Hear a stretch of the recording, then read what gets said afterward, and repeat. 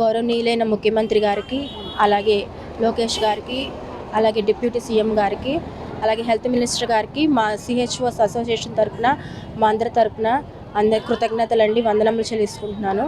And ఈ రోజున NHM కింద పనిచేస్తున్నటువంటి 10,032 మంది సిహెచ్ఓలు కొద్ది దినాలుగా 15 రోజులుగా కొద్ది దినాలుగా మేము చేస్తున్నటువంటి సమ్మెను శాంతియుతంగా మేము సమన్వయంగా మీ దృష్టికి తీసుకురావాలనే ఉద్దేశంతోనే మేము శాంతియుతంగా జరుపుతున్నామండి.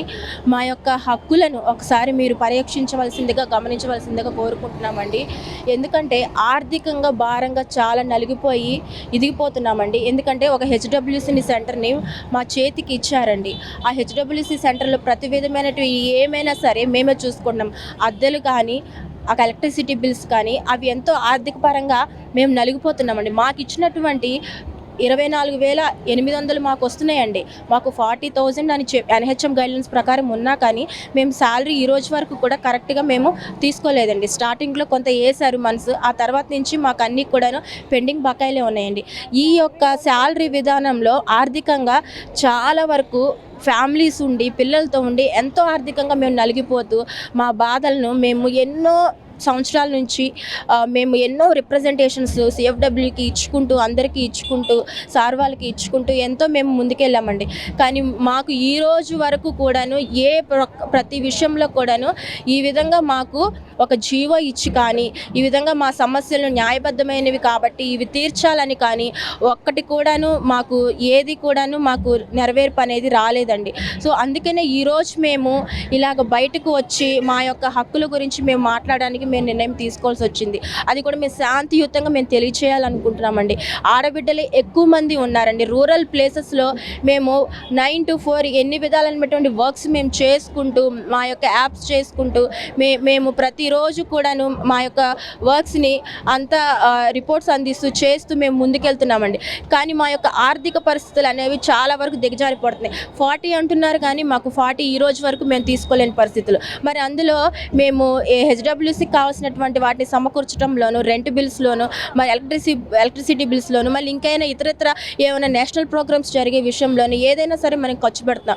మరి మా ట్రావెలింగ్ సెలవెన్సే కానీ, మా పిల్లలకి కానీ, మా ఎడ్యుకేషన్కి కానీ, మాకు సంబంధించినటువంటి విషయాల్లో కానీ మేము ఏ విధంగా వీటన్నిటిని మేము ఛార్జ్ తీసుకొని మేము ముందుకు వెళ్ళలేకపోతున్నాం. మా ఆర్థికంగా మేము చాలా నలిగిపోతున్నాము. ఇది గౌరవ ముఖ్యమంత్రులు గారు తెలుసుకోవాలని నేను సమనీయంగా కోరుకుంటున్నానండి. మా ఎన్హెచ్ఎం ప్రకారము 6 years మాకు రెగ్యులర్ చేయాలండి. మాకు రెగ్యులర్ చేయాలని మేము చంద్రబాబు నాయుడు గారిని కోరుకుంటున్నామండి. అదే అండి, ఇంకా మాకు ఎన్హెచ్ఎం కింద 23% మాకు హైకు అందరితో పాటు మాకు ఇవ్వలేదండి. అది ఇవ్వాలని వెంటనే అమలుపరచాలని కోరుకుంటున్నామండి. ఇంకా మాకు రావాల్సినటువంటి ఇన్సెంటివ్స్ అనేది ఏదైతే ఉన్నాయో మాకు ఒక ఫిక్స్డ్ పే మాకు ఇస్తే మేము ఎంతో సంతోషిస్తాం సార్.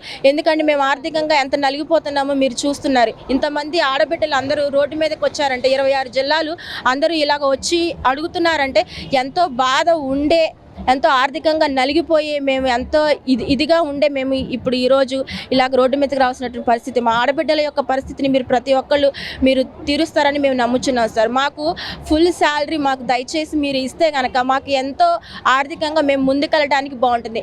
మేము ఈ సమ్మె త్వరగా క్లోజ్ చేసి మేము ఇంకా డ్యూటీస్కి వెళ్ళాలని అనుకుంటున్నాం కానీ కొనసాగించాలని అనుకోవట్లేదు. ఎందుకంటే మాకున్నటువంటి సమస్యలు మీరు గుర్తించి మమ్మల్ని చర్చలకు పిలిచి మాకు దానికి సంబంధించినటువంటి సమన్వయంగా మాకు జరగాల్సినటువంటి హక్కుల మీద మీరు ఒక నిర్ణయం తీసుకుంటే మేము త్వరగా కూడాను మా రెగ్యులర్ డ్యూటీస్కి వెళ్ళాలని మేము కూడా కోరుకుంటున్నామండి. దయచేసి మా యొక్క వినయంగా తెలియజేసుకుంటున్నటువంటి మా హక్కుల్ని మీరు పరిరక్షించాలని కోరుకుంటున్నామండి. Thank you.